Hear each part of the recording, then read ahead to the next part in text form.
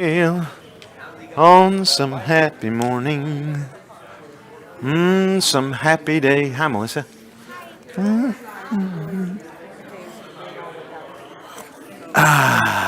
Glory be to the Father and to the Son. Oh, happy day. Oh, happy day. When Jesus washed my sins away. Oh, happy day. And a good morning to everybody. I'm so glad you're here today. It'd be kind of empty in here if you weren't. Yeah. Acts 21. Acts 20. 21. 21. All right. You all right? Left your Bible on the table? You need water, Bible. What do I do? Man shall not live by bread alone. All right. Yeah, we are. Okay, so the last couple weeks we've been talking about the Bible versions in Sunday school a little bit, and we were talking about scholarship and things that you need to pay attention to. I won't go back over all of that again unless you have a question about it. But we were talking about Paul's Jerusalem defense here out of Acts 21 and how he used his gifts. He was a scholar. He was able to speak in different languages, and that was beneficial. And I want to say to you again, scholarship is a good thing. Study to show yourself approved unto God, a workman that needeth not to be ashamed. Scholarship is simply studying something. And the more you study something, the more you'll be an expert on that topic. You want to be an expert on something? Study it. You want to be an expert on the ant? Study the ant. Study everything you can study about it, and you'll become the expert. It doesn't matter what it is. Guns, you want to be an expert on guns, Tristan, study them. You'll find out what exactly they are. You'll be the one with all the information. And the same is true with the Bible. You should study the Bible. You should study everything you can about it. In any language, everything that you can possibly find about it, learn about it. This week, Jeff brought me the African Heritage edition of the Bible. Did not know that existed. They used the King James Bible as the base.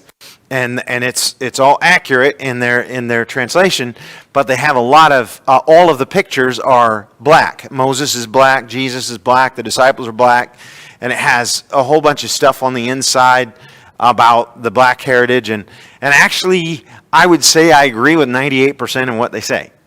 I don't even have a problem with it. It's but it's interesting. It's interesting, I read it. The reason I read it is because I want to know everything I can know about the Bible and read it from every text and so on. I also have a copy of the Cotton Patch version of the Bible. I do not recommend that you use it. It was written back in the 70s during the hippie movement, and they use a lot of hippie lingo, and it's one of the stupidest things I've ever seen. But anyway, I have it, and I read it just because I want to know, scholarship. That's what scholarship is reading, studying, finding out what's there. And Paul used his scholarship to help him understand and to help him communicate. We're going to go to the next thing, and I want to talk about his citizenship. In Acts 21, verse 39, it says, "But Paul said, I'm a man which am a Jew of Tarshish, a city in Cilicia, a citizen of no mean city, and I beseech thee, suffer me to speak unto the people." Here he is saying, I'm a citizen of Tarshish, give me the right to speak. In verse 3 of 22, he said, I am verily a man which am a Jew, born in Tarshish, a city in Cilicia, yet brought up in this city at the feet of Gamaliel, and taught according to the perfect manner of the law of the fathers, and was zealous toward God as ye all are this day. In chapter 22, verse 25, Paul, in his defense, says, And as they bound him with thongs, Paul said unto the centurion that stood by, Is it lawful for you to scourge a man that is a Roman and uncondemned? When the centurion heard that, he went and told the chief captain, saying, Take heed what thou doest, for this man is a Roman. Then the chief captain came and said to him, "Tell me, art thou a Roman?" He said, "Yes, yes, yea." My bifocals dropped me there for a minute. And the chief captain answered, "With a great sum obtained I this freedom." And Paul said, "But I was freeborn." Now here's some interesting things about this. Paul he's being jailed for his preaching, basically. This crowd has taken him and they've put him in jail. He's under the watch of these soldiers. But Paul uses not only his citizenship of Tarshish, he uses his Roman citizenship. He uses all of that to his advantage. It reminds me of what one of the early church fathers advised the young Christian men of his day.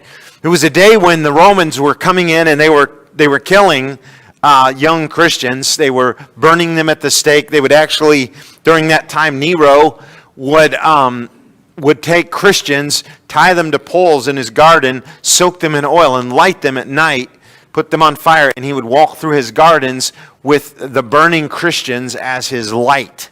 It was horrible, some of the things that they did. During those times, Christians were put in the Colosseum. They would open their stomachs, pour corn in it, release pigs in there to eat the corn out of the living Christians. They would turn Christians loose in the Colosseum, turn rabid lions, man-eating lions loose on them, and the crowds would watch as the lions would tear these Christians apart. It was during that time young Christian men were saying, "Wow, I want to die for Christ. Jesus went to the cross. I want to die for Christ." And they would turn themselves in and say, "I want to die for Christ." For whatever reason, they were making a spectacle of themselves. And this wise preacher said to them, God wanted us to live. He said, "Present yourself a living sacrifice, not a dead sacrifice." He said that to the Romans. In Romans 12, Paul said that. "I beseech you, therefore, brethren, by the mercies of God, that ye present your bodies a living sacrifice, wholly acceptable unto God, which is a reasonable service." During that time of persecution was the time when the Romans developed the catacombs. You know what the catacombs are? Catacombs are these tunnels under the cities in Rome, and the reason the catacombs even existed was the Christians were hiding from the persecution, trying to escape it. You say, well, God will take care of me. Yes, but there's a principle I want to show you in Matthew.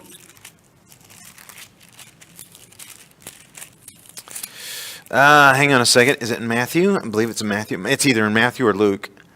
Hang on.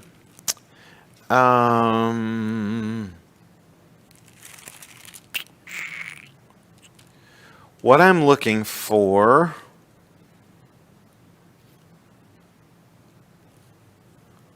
It's probably in Luke, because Luke deals with the humanity of Christ. It is in Luke. Luke chapter 22. Luke, a lot of times, if you're looking for a story that particularly deals with humanity and the human existence, you'll find it in Luke, because Luke talks about Jesus from the perspective of being a man.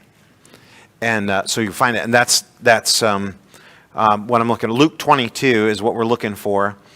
And verse 33, Peter says to the Lord, he said unto him, "Lord, I'm ready to go with thee both unto prison and to death." Peter's like, "I'm ready to die for you." And verse 50 says, "And one of them smote the servant of the high priest and cut off his right ear. And Jesus," no, that's not what I'm looking for. That's the wrong column. My bifocals are acting up today. Verse 33, "Lord, I am ready to go with thee both unto prison and to death. And he said, I tell thee, Peter, the cock shall not crow this day before that thou shalt thrice deny that thou knowest me. And he said unto them, When I sent you without purse and scrip and shoes, lacked ye anything? And they said, Nothing." Now let me tell you what that means. The purse and scrip and shoes, he's talking about their money. He sent them without money. He sent them without a scrip, which a scrip would be like a wallet which would have their identification in it, and sometimes they would have food with it, like hardtack or something inside of that. And he said, I sent you without that. I sent you without extra shoes. And he said, when I did that, did you lack anything? And they said, nothing. Verse 36. Then said he unto them, but now he that hath the purse, let him take it. Now, I'm not advocating man purse right here, but basically it's the idea of the wallet, protection, your ID, your money, that kind of thing. Let him take it, likewise his scrip, and he that hath no sword, let him sell his garment and buy one. I find that interesting. What changed here? What happened? Okay, Jesus said, when I sent you out, the 70, I sent you out, you didn't need any protection. There was something, he said, I sent you out, I had a specific thing in mind, and when I send you to do something, you're going to do it regardless. I mean, lions, whatever can come, it don't matter. God sends you somewhere. He says, go do this. You're going to be safe until it's over with, right? You don't have to worry about anything.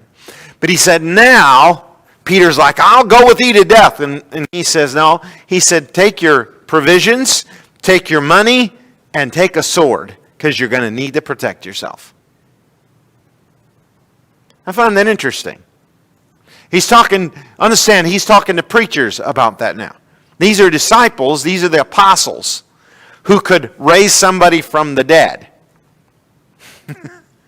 They were doing miracles. Why did he tell them to take a sword? I mean, he told them to protect themselves. What we need to understand is, yes, there is a spiritual benefit and spiritual protection walking with the Lord and being in the center of God's will. I remember my dad used to say, I'd rather be in the center of God's will in the middle of a hurricane on the deck of a ship than out of the center of God's will in my armchair at home. And that's true. But life, we're not always fighting Goliath. God hasn't sent us out every day to fight Goliath, thank the Lord. We're not every day standing there with a stone in our sling ready to kill Goliath. That doesn't happen every day. Some days are just everyday things. Some days you find yourself in a squirrely neighborhood in Champaign, and sometimes squirrely neighborhood, right? You know what I mean? So I found myself there yesterday. My wife took me to this place. It was called, you took me to this place. You got to watch her. She's, crazy sometimes. We went to this store called the Idea Store or something. I should have known. I should have had an idea. It's a teacher store. And we went to this place and in Champaign that I've never been before. And the word sketchy comes to mind. I don't want to describe everything we saw because some of it was just different. But the way some of the people were, it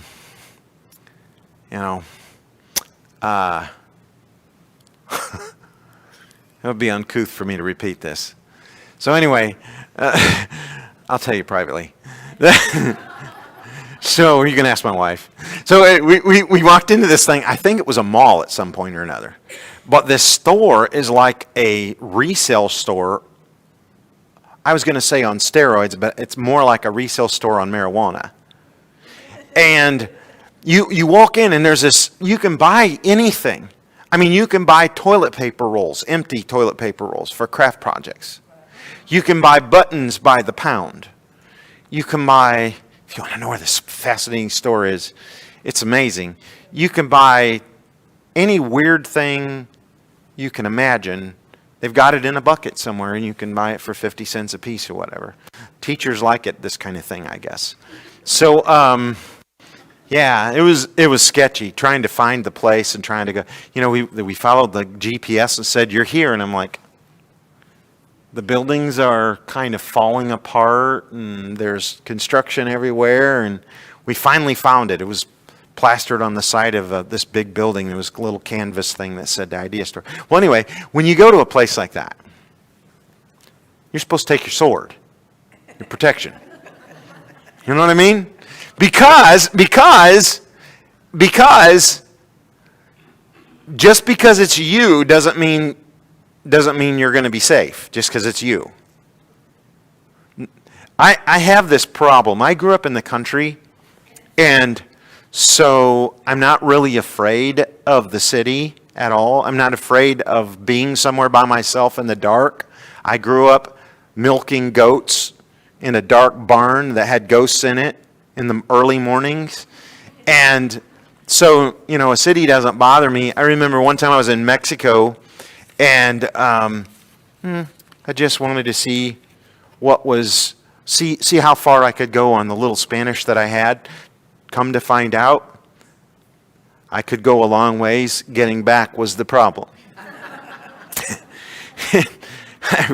I was on one of the border towns, and Reynosa, I think, was the name of it. And I just wandered off down the streets in Reynosa you don't have a crossroad. You have like a road this way, a road that way, and hey, let's stick a road in here. I got an idea. Let's go that way. And that's how the roads are, and you can really get lost. So I was asking guys where the river was, and because that's all my Spanish, and they were leading me on a merry chase. Every little shop I came to, where's the river? And they're like, oh, it's down that way. It's down that way. I'm like, the last guy said it was that way. Oh, there's one there too.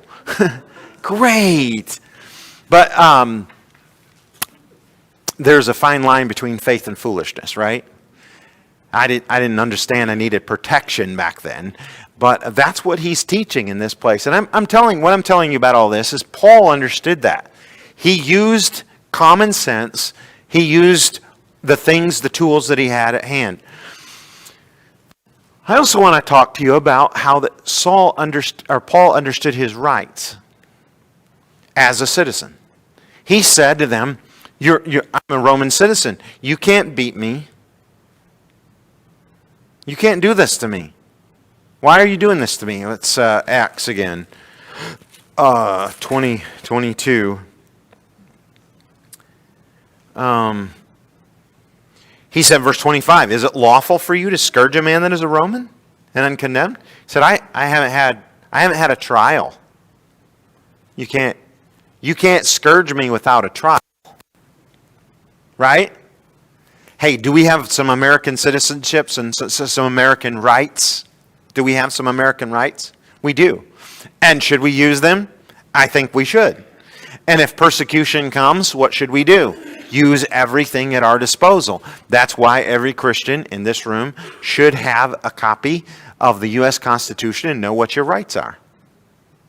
You can get those hand copies. You can buy, if you don't have one, I've got some. You can buy them for 99 cents on Amazon. You should get them while they're still available. Huh? Seriously, you should know your rights. A couple of you here are current public school teachers. You used to teach public school, didn't you? You taught government in public school. Was it you that was telling me about how you would often have the opportunity to speak about your faith? Were you the one that was telling me about that? When I taught the English, Mm-hmm. one of the stories that we read was about the Salem witch trials, and we compared it to the Red Scare of the 1950s, the McCarthy era.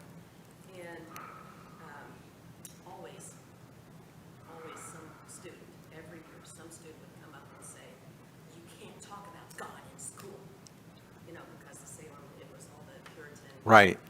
Religion, and so there's a lot of religion in the story, and a lot of references to the Bible, like Moses parting the Red Sea, and students had no idea what that meant. Right. So we would talk about it, and we would, like have the opportunity then to talk about the differences in the religion, the Christianity, and the Judaism, and Right. And Moses. So, You had a chance. somebody say, Every, you can't talk about but because you knew what your rights were and you knew what the laws were, you were able to do what had to be done. It, that's it. Right. See. Here's one of the biggest problems we have in our culture today is someone says this is true, and everyone says, oh, that's true. And if enough people say this is true, even if it's the biggest bold-faced lie there ever was, everyone thinks it's true. How many of you have heard that that America, the Constitution, guarantees separation of church and state? How many of you have heard that? How many of you have heard that? Do you know that's a lie? That's the Russian Constitution, the communist Constitution that says separation of church and state. The U.S. Constitution never has that phrase in it at all. Thomas Paine, in one of his writings, commented about the separation of church and state. And his aim and his focus in his book Common Sense was to keep the church from controlling the state and keeping the state from controlling the church. Okay, that was his aim. But that's not in our founding even that is not in our founding documents. Freedom of religion, not freedom from religion.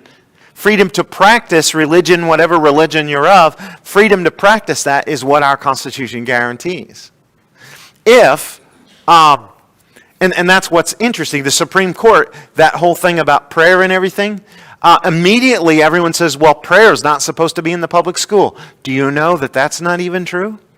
That Supreme Court ruling was that there was not supposed to be any state-sponsored or school-sponsored prayer. Well, there's still a lot of schools that are getting by with it because their local school boards are doing this. Right now, we're in a fight over who's in control of the schools, the local school board or the state or the feds. We're in a fight about that right now. And people are contesting based on they know what their rights are. They know what their rights are. And so and you should know what your rights are. We're going into a time where you need to know what is okay to do and what is not okay to do. So somebody was telling me the other day, well, I'm at work and I can't testify for Christ because of separation of church and state. I'm like, you're at work. There's no state there. There's no church there. You should be free to talk about your faith anywhere. That's America. That's how America was founded, right? There's no separation of church and state at your workplace. And I've heard bosses say that. No faith here. You know, every place I've had to work several jobs, side jobs, off and on through my career just to pay for my gospel addiction. And I've had to, do that. And so take care of my family. Every job I've ever been completely open and honest about who I am and what I do. And I've had all kinds of conversations on the line or wherever in a factory or whatever. Open conversations about God. Open conversations. And if anybody comes up and says, well, I don't want to talk about that. Well, I don't want to talk to you either. No, not really. If they say, well, I don't want to talk, well, that's fine. Jesus is a gentleman. You don't have to talk. But if you want to talk to me and I'm not hindering my work, I'm not stopping to have coffee when things are going by on the line, I'm talking while I'm working and I'm not interfering with my product at all. Why can't you? That's who you are, right? The Muslims can stop and pray 5 times a day wherever they're at, with their carpet, roll their carpet out. It's time to stop and take a break and pray. Why can't we? You know what? We have the right. We have as much right as they do. You should be very familiar with your rights as a citizen. Paul was, and he used them. He was an apostle, and if as an apostle, he was aware of those rights, and he used those to his advantage. Hello? So should we. Are you with me here? The next thing I want to talk about here, let's see if we can finish up this lesson. There were several things I wanted to show you about Paul's Jerusalem defense. I thought it was interesting in verse 3 of chapter 22, Paul's understood the hearts of the people that he was speaking to. In verse 3, he says, I am verily a man which am a Jew, born in Tarsus, a city in Cilicia, and brought up in the city at the feet of Gamaliel, and taught according to the perfect manner of the law of the fathers, and was zealous toward God, as ye all are this day. See, these guys are ready to kill him, right? And he looks at them and says, look, I had the teaching from Gamaliel, who you all respect. I was zealous for God, and I understand that the reason why you want to kill me today is because that's why you're zealous for God. Can I say to you that I think we would reach more people if we took this approach? Let's take our favorite Democrat, Alexandria Ocasio-Cortez, for example. I've seen Christians post pictures of her beside a donkey's face, and I've thought, every time I've seen that, I've cringed. I've thought, this is a young lady. Maybe she's struggling with her identity. She's thrust herself out. She does have a very large voice, a loud voice. And a lot of the things she says is very stupid. But the one thing you have to say about this woman is she believes everything she's saying. Now, it could be the beer talking or the wine talking. It could be whatever she's on. I don't know. Because none of this stuff makes sense to me.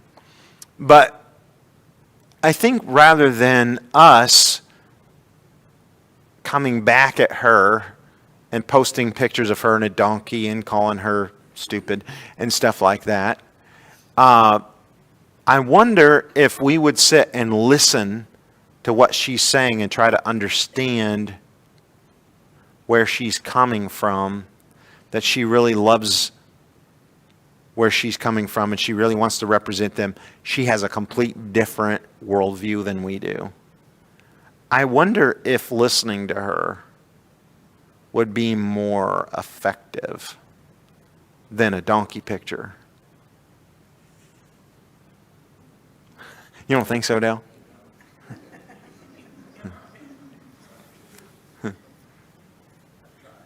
You've tried?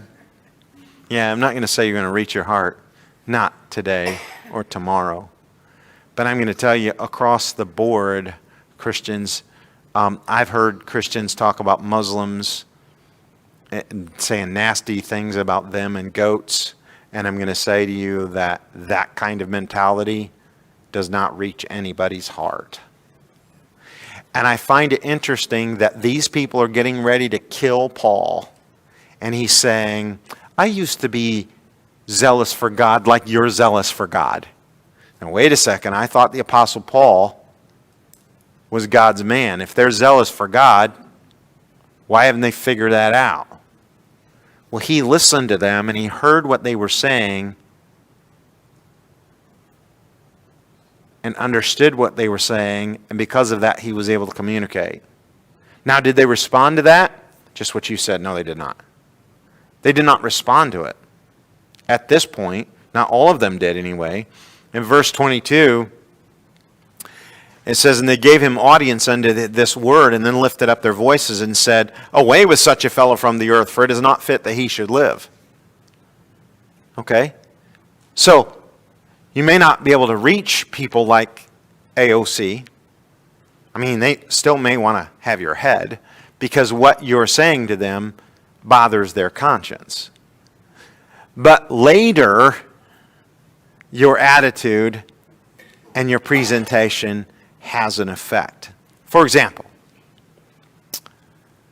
do you remember all of the Sanhedrin that condemned Jesus to death? Remember them? In Acts chapter 6, the Bible says many of the priests were converted to the faith. 50 days later, some of those guys that had put Jesus on the cross, and I believe Paul was probably one of them, came to Christ and accepted him because of the testimony and the way it was, the way they were conducting themselves. You see, here's the thing. One interaction with a person that you have, you may not see them come to Christ, but your interaction with them sticks in their mind. And when you walk away, they have crossed paths with a real Christian.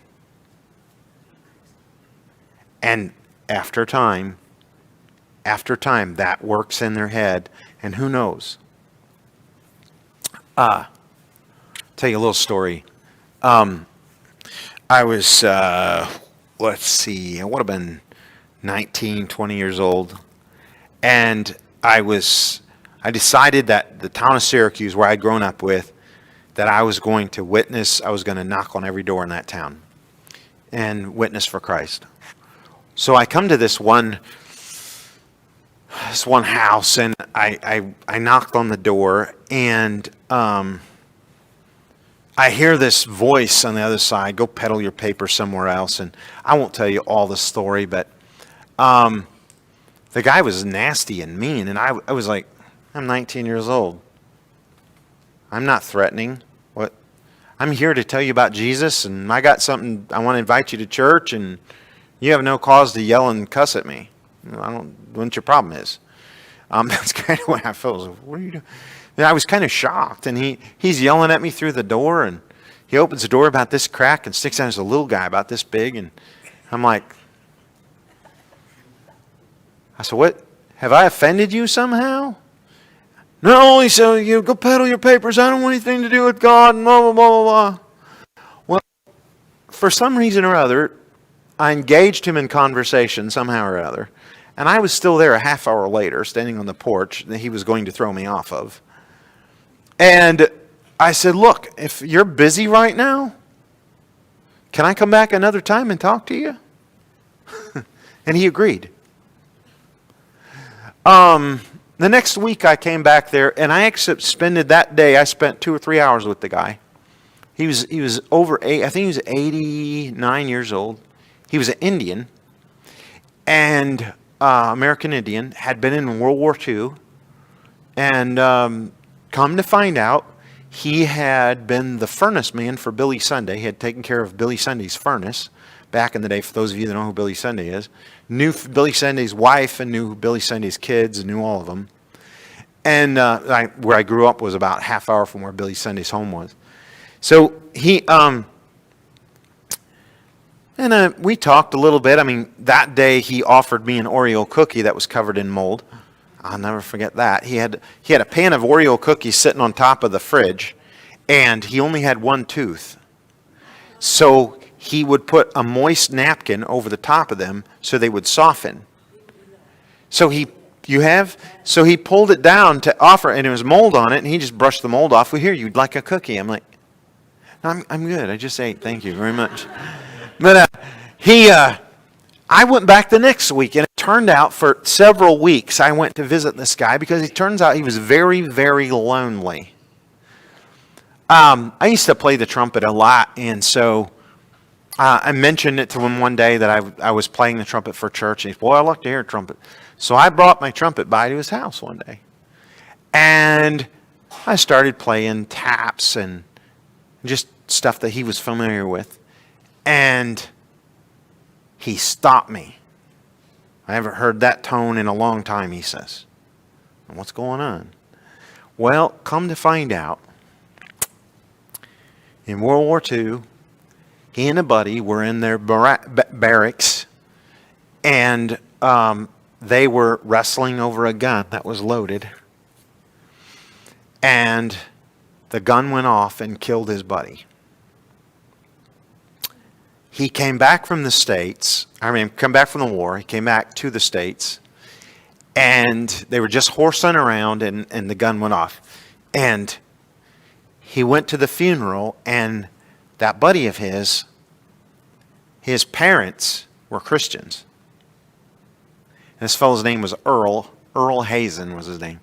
And he said, they came to him and they said, Earl, we love you, and we want you to be our son in his place. And that was so foreign to him. He could not, his entire life, 89 years old, he was bitter his entire life at God because his buddy died. And he could not, but that thing just, so when I came up as a young preacher, he's yelling and hollering at me because he's mad 80 or 70 years before of the death of his friend and the way his friend's parents had treated him. He couldn't understand it. It didn't make sense to him. Do you know, I went and visited him every week for months. And we sat and we talked about God. And he asked me questions about God. I never did get him to pray a prayer. But when he died, they found a picture of me pinned on the inside of his pocket with my phone number on it. Isn't that crazy? Somehow or other, the guy had, I believe God had reached his heart because he completely softened. I think that event when he was a young man and the way those people had interacted with him and he'd never seen him again, that stuck in his head. And at 89 years old, he runs into me. Isn't that something? You have no idea the impact you have on a person. And right now, this verse 20 or verse 22 of chapter 22 does not tell the end of the story. It doesn't tell how many people were in that mob and saw what happened and responded. It doesn't tell the whole story. All we know is this. The Bible promises that his word will not return void, but it will accomplish what he pleases and what he purposes. And might I say to you, while I'm on this subject, I'm on Facebook a little bit, and I see some of you guys posting Bible verses and things. I want to say to you, keep doing that stuff.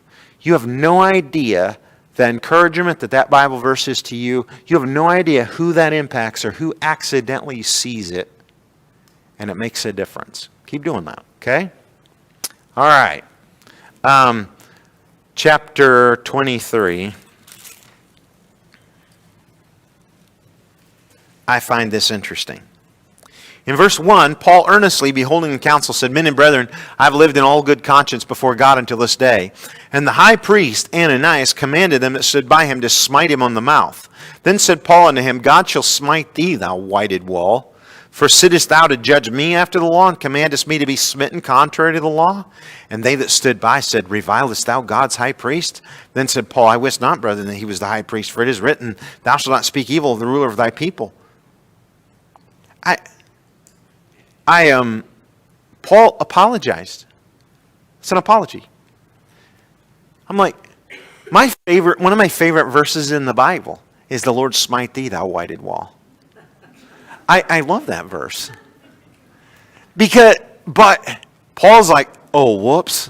He said, did you know he's the high priest? And Paul's like, the Bible says I'm not supposed to revile the high priest. Ooh, sorry about that. Didn't realize that's who he was. He wasn't acting like it. But he didn't say that. I did. He responds with a gracious spirit to people who are being completely ungracious to him. Isn't that like Christ? Wow. Do you know we wouldn't have all the conflicts we have in churches between real people if real people acted like real Christians within churches? When someone reviles us, revile not again. If you say something you shouldn't say, and it happens. You've heard me apologize. I get it from this and other places in the Bible. Look, I say something ill-advised. Boy, I shouldn't have said that. Just clean it up best you can. Whoops. I overstepped. Said too much. And there's that gracious apology. And then got to wrap this up. This is fun too. In verse 6, it says, when Paul perceived that the one part were Sadducees and the other Pharisees, he cried out in the council, Men and brethren, I am a Pharisee, the son of a Pharisee, of the hope and resurrection of the dead. I am called in question. I love this. When he had so said, there arose a dissension between the Pharisees and the Sadducees, and the multitude was divided. For the Sadducees say that there is no resurrection, neither angel nor spirit, but the Pharisees confess both. And there arose a great cry, and the scribes that were of the Pharisees' part arose and strove, saying, We find no evil in this man, but if a spirit or an angel hath spoken to him, let us not fight against God. And when there arose a great dissension, the chief captain, fearing lest Paul should have been pulled in pieces by them, commanded the soldiers to go down and to take him by force from among them and to bring him into the castle. I find this fascinating because Paul, again, is using every tool in his box. He's sitting there. All of a sudden, you can see a light bulb over his head. I know what I could do. These Pharisees and I got Pharisees and Sadducees. The Pharisees believe in the resurrection. Sadducees don't. Oh, let's talk about that and see what happens. And he just causes problems there in the middle, and those guys start fighting against each other, and all of a sudden the Pharisees are on his side, and he ends up escaping, getting killed. I don't know if you're seeing what I'm driving at here, but I think that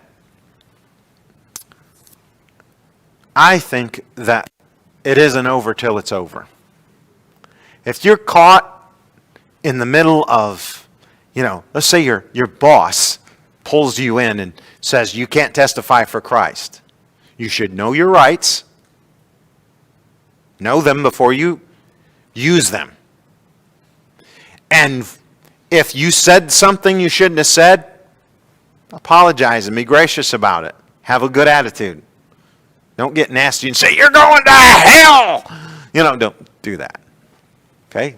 May be true, but don't do that. And then use anything at all